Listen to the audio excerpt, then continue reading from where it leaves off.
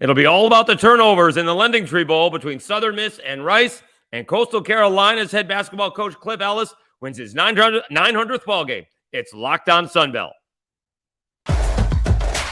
You are Locked On Sunbelt, your daily podcast on the Sunbelt Conference, part of the Locked On Podcast Network, your team every day.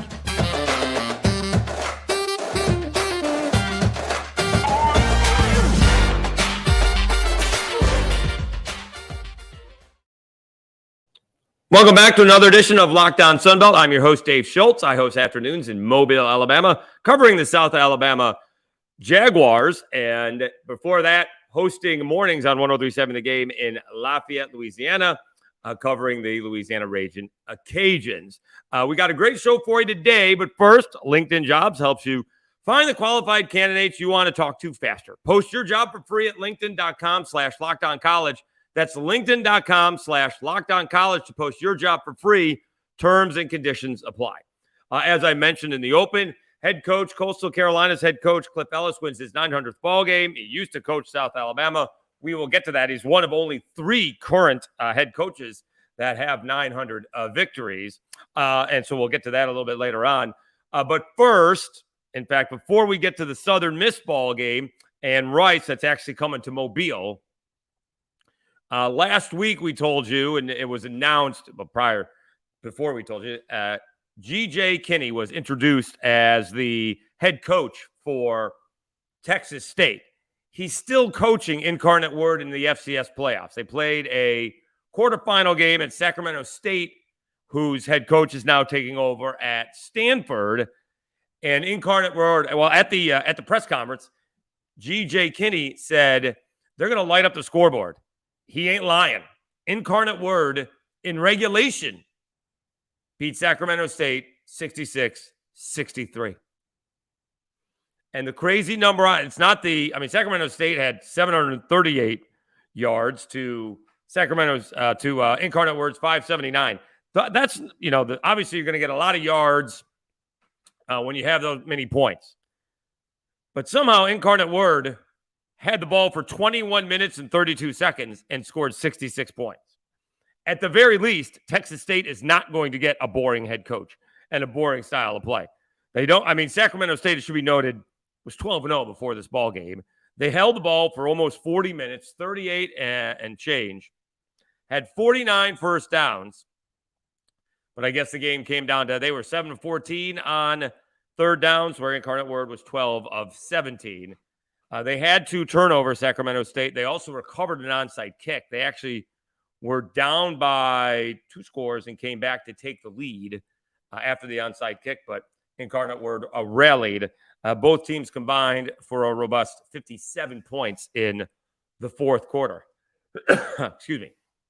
And so just to let Texas State Bobcats fans know, they will see points next year. Lindsey Scott, a junior, was outstanding, 19 of 31, 219 yards, 4 touchdowns. That was in the air, but rushing, he also had a lot, 19 carries, 166 yards, and 2 touchdowns. So he scored, responsible for 6 touchdowns. Unbelievable. So we'll keep an eye on Incarnate Word as they continue to go through the FCS playoffs, and G.J. Kinne, who continues to get behind in recruiting and the portal and everything like that. But Texas State, you look like you are in good shape moving forward if he can find his Lindsey Scott, who's like a 6-year quarterback. All right. Meanwhile, coming to Mobile this week will be Southern Miss and Rice. And the first question you got to ask when you're looking at this is, how did Rice even get into this game? There are not enough teams that qualified, and they did lose to 3 pretty good teams, right? UTSA is pretty good. Western Kentucky's pretty good, and they lost to North Texas in their final ball game. So those are 3 pretty good teams. Losing to Charlotte is not good. No, there's nothing good about that. They've lost 4 out of their last 5. They did beat UTEP in there, but they lost to Charlotte after the Charlotte head coach was fired, 56-23. They beat UTEP 37-30. Again, Western Kentucky's pretty good. They lost 45-10. UTSA lost to UTSA, who's also pretty good, 41-7. And they did lose to North Texas 21-17. So what are they even doing here? All right. They are 5-7. Not that Southern Miss is all that much better at 6-6, which is true. Although they did rally at the end of the year, they win their last 2 ball games. They lost to actually they lost 3 in a row too. They got hammered by Georgia State, went back and forth to Coastal Carolina and lost. Did have a lead on South Alabama but lost, and they did beat Monroe 20-10 on the last game of the season. They had one. In fact, they got off to a bad start, losing their first 2 ball games, 3 of 5, but then they turned it around and actually winning 5 of 6 before maybe getting a little cocky. I think even the head coach from Southern Miss mentioned that on the podcast last week, that Will Hall, that maybe they got a little bit too full of themselves when they beat Arkansas State and they beat Texas State and they hammered Louisiana, and maybe a little bit too much, feeling too good about themselves. Again, took it out against Georgia State, Coastal Carolina, South Alabama. And then they do get bowl eligible, winning their 6th ball game as they beat Monroe. The key in this ball game will be turnovers, because when Southern Miss doesn't turn the ball over, they're pretty good. All right, they have a very good defense. They have one of the more interesting quarterback situations going, because they've played 5 different quarterbacks. Right now, I think they're on Trey Lowe, who's played the last couple of ball games. They have Frank Gore, Frank Gore Jr., who's rushed for over 1,000 yards. But when they don't turn the ball over, they're pretty good. They have a -3 turnover ratio, which means they are getting a lot of turnovers because they have 14 interceptions and they've lost 9 fumbles. So that's 23 turnovers that they've lost, and their turnover ratio is only 3. So they are getting a bunch of turnovers. They obviously had 20 turnovers from the other team. The thing is, Rice is not really doing it, getting those turnovers. Rice has 20 passing touchdowns, 19 interceptions. They also lost 11 fumbles. Excuse me. So that's 30 turnovers, and they're -15 ratio. So they're only getting 15 turnovers. So the key to this one is going to be, can Rice do anything? Rice is, again, maybe it's the last 3 ball games, but their defense is not very good at all. They have a tough time stopping anybody, whereas Southern Miss is pretty good defensively. Let's check out those statistics if we can find this matchup here. Because if you're not going to be able to stop Southern Miss, if Southern Miss is going to be able to slow you down and you're giving up too many points, obviously it's not going to go well for you. So I think this is heavily favored towards Southern Miss. I would be a little bit shocked if they're in this ballgame, if Rice is in this ballgame, and the only thing that's going to keep Rice in this ballgame is turnovers. If Southern Miss turns the ball over, it's going to be a problem for them, because Rice will give it back to them. But again, the only reason they'll be in this ballgame is because of the turnovers. I mean, they're both averaging about 25 points a game. Southern Miss gives up 23 points a game. They do give up a lot of yardage. But Rice gives up almost 34 points a game. Now, it will be very interesting to see on next Saturday, or this coming Saturday, who shows up. And it's an easy drive, obviously, for Will Hall's Golden Eagles. They should put a lot of people on a Saturday afternoon, as long as the weather cooperates, from Hattiesburg. Driving Mobile is like an hour and a half. So that should be pretty good for the Southern Miss fans coming in to Mobile. So I would think that's going to be 2 in a row. Troy beating UTSA. That one's going to be much closer, though.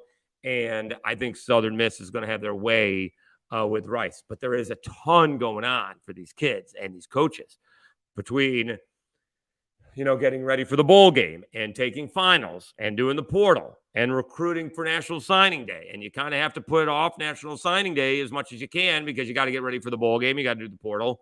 And these kids got to be ready and rested for the game. So, it's tough for these games beforehand. In fact, we'll get to it later in the week, but South Alabama's bowl game is on National Signing Day. So good luck with that. I guess you can, do some work in the morning and then, at noon, continue your preparations for the game. Although, as they would say, by the time you get there on game day, the hay is in the barn. So you may not have to worry about that. All right.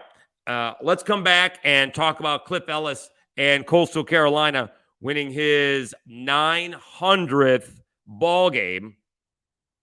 We will do that right after this message from LinkedIn. These days, every new potential hire can feel like a high-stakes wager for your small business. You want to be 100% certain that you have access to the best qualified candidates available. That's why you have to check out LinkedIn Jobs. LinkedIn Jobs helps you find the right people for your team faster and for free. It's incredibly easy to add your job and put the purple hashtag hiring frame to your LinkedIn profile to spread the word that you're hiring. Simple tools like screening questions make it easy to focus on candidates with just the right skills and experience so you can quickly prioritize who you'd like to interview and hire. It's why small businesses rate LinkedIn Jobs #1 in delivering quality hires versus leading competitors. LinkedIn Jobs helps you find the qualified candidates you want to talk to faster. Post your job for free at linkedin.com/lockedoncollege. That's linkedin.com/lockedoncollege to post your job for free. Terms and conditions apply. All right.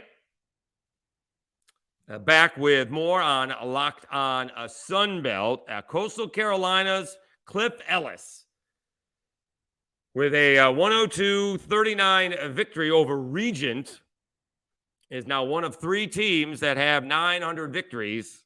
One of 3 coaches, active coaches, that have 900 victories. One is Bob Huggins, and one is my guy Jim Boeheim up at Syracuse.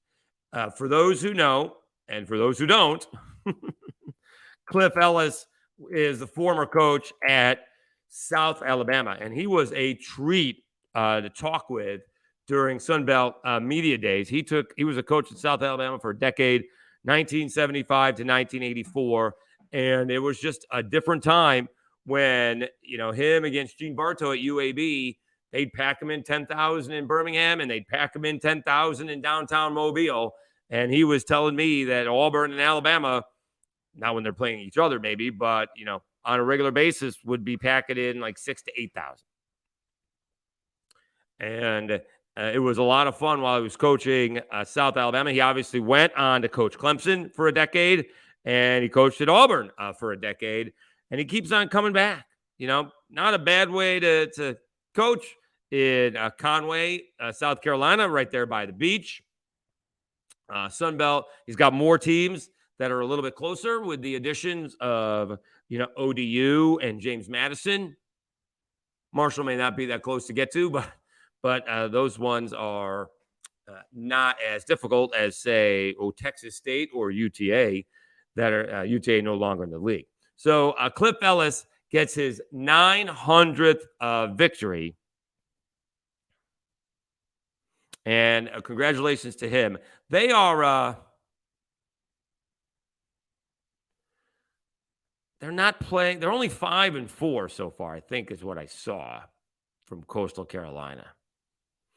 They are. They're 5-4, 4-1 at home. So off to a little bit of a difficult start.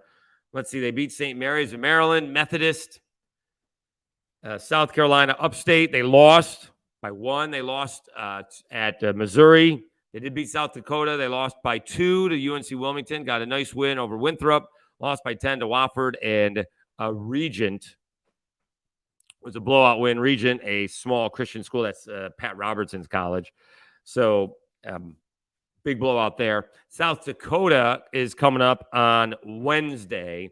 And, then a week later, then, couple days later, well, about 10 days later, about 2 weeks, I guess, is conference play. So you get South Dakota and Charleston, and then after the holidays, they are hosting Louisiana and Georgia Southern. Let's see who is playing well for Coastal Carolina. Jamaru Brown leads the team with 16 points per game, and Isam Mustafa, our buddy from Sunbelt Media Day, the Egyptian transplant, is averaging almost 13 points a game and 10 rebounds a game. He's only averaging 1 block. You'd think he'd be a little better than that, but he's a 7-footer. That's why I say that. So we'll see what happens with Coastal Carolina as they get into conference play. But I did want to mention that Cliff Ellis does win his 900th ball game, and congratulations to Cliff. At Locked On Sunbelt, we believe home should be where you and your family feel safest, especially over the upcoming holidays. This season, give yourself and family the gift of peace and protection with the #1 rated home security system, SimpliSafe. And right now, SimpliSafe is offering Locked On Sunbelt listeners 40% off a new security system. But don't put this off, because this offer won't last. SimpliSafe was named the best home security system of 2022 by U.S. News and World Report, a 3rd year in a row. SimpliSafe is security for the entire home with advanced sensors for every room, window, and door, HD security cameras for inside and out, smarter ways to detect motion that alert you when a threat is real. With the top-rated SimpliSafe app, stay in complete control of your system. Arm or disarm, unlock for a guest, access to your cameras, or adjust the system as you see fit. Don't miss your chance to save big on my favorite security system. Get 40% off any new system at simplisafe.com/LockedOnCollege today. That's simplisafe.com/LockedOnCollege. There's no safe like SimpliSafe.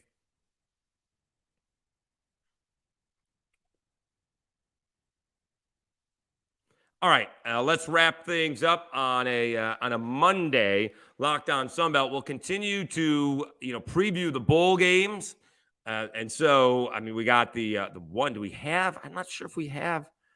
I think they're coming up, right? Let's see here. Well, they do. They're actually kind of not all at the same time. They got finished up it that way. All right, so you do have. A week from today, you got Marshall and UConn. And how about the job that Jim Mora Jr. did? Forget about, getting past, embarrassing to respectability. He made UConn competitive. Wednesday, the following week, like I said, National Signing Day, Western Kentucky, South Alabama. The big news there is Austin Reed, if he's going to play or not. He's the quarterback with over 4,000 yards. He's in the transfer portal. So we'll see if he's going to play or not. And then you do the Friday before Christmas Eve. You got Louisiana taking on Houston in the Independence Bowl in Shreveport. And then you do have 2 ball games following the Christmas holiday on Tuesday the 27th. 11 a.m. game time. Georgia Southern and Kyle Van Treese coming to take on the Buffalo Bulls. And then it is Coastal Carolina taking on East Carolina, Georgia Southern, Buffalo in the Camellia Bowl, and Coastal Carolina and East Carolina in the Birmingham Bowl. We'll continue to preview those throughout the week, and we do want to transition a little bit, as much as we can, to a basketball. We'll keep an eye on the portal. We'll keep an eye on National Signing Day, and we'll also continue to follow, again, G.J. Kinne's scoring spree that is going on in FCS, and how he is able to coach them and prepare for Texas State, because he's got a whole lot of recruiting to do for the Bobcats. His own players, if he wants to keep them, and any new players coming in, because Jake Spavital did not really recruit a lot of high school kids, so that roster could be bare unless he does a big-time job for the regular signing day. He could go get a bunch of kids for February and just go get some high school kids, but you're going to want to still get some experience in there as well. All right. Once again, I'm your host, Dave Schultz. Thank you for tuning in to a Locked On Sunbelt, your team every day.